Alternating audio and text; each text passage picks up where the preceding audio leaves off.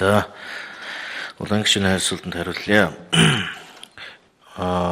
Ер нь хот орчмын энэ тойрсон хогнуудаа яах юм бэ гэж.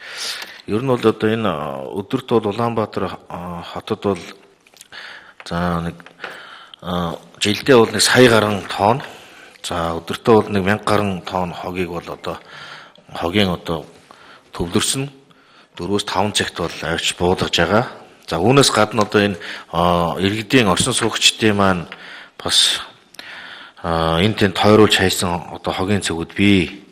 За энэ барилгын хогийг бол одоо энэ менежментийн төсөл нь бол одоо Европын цэргийн босголтын банктай 2 сая доллар орвол хийгдсэн. За энэ хүрээндээ бол энэ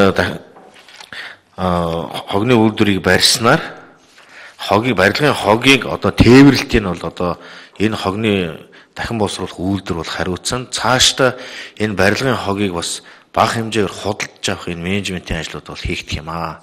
Тэгэх юм бол одоо энэ тэнд хаяад байх биш, бас өөрөө нь буулгасан барилгууд нь бас тодорхой хэмжээний эргээд бас эдийн засгийн одоо энэ үр өгөөж өөрт нь бас очноо гэж ингэж бас тооцож байгаа.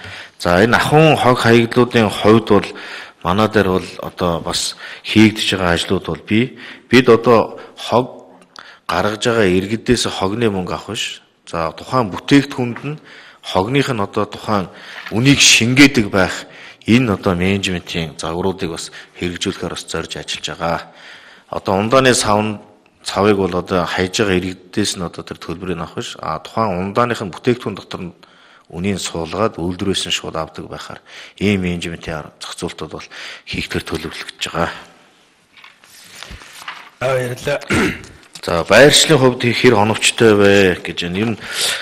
Энэ байршлыг бол одоо Европын цэргийн босголтын банк, за хотын захиргаа, нийслэлийн захиргааны захирагчийн ажлын алба гээд олон байгууллагууд бас олон жил ярьж байгаад бас сонгосон ийм бас байршил бий.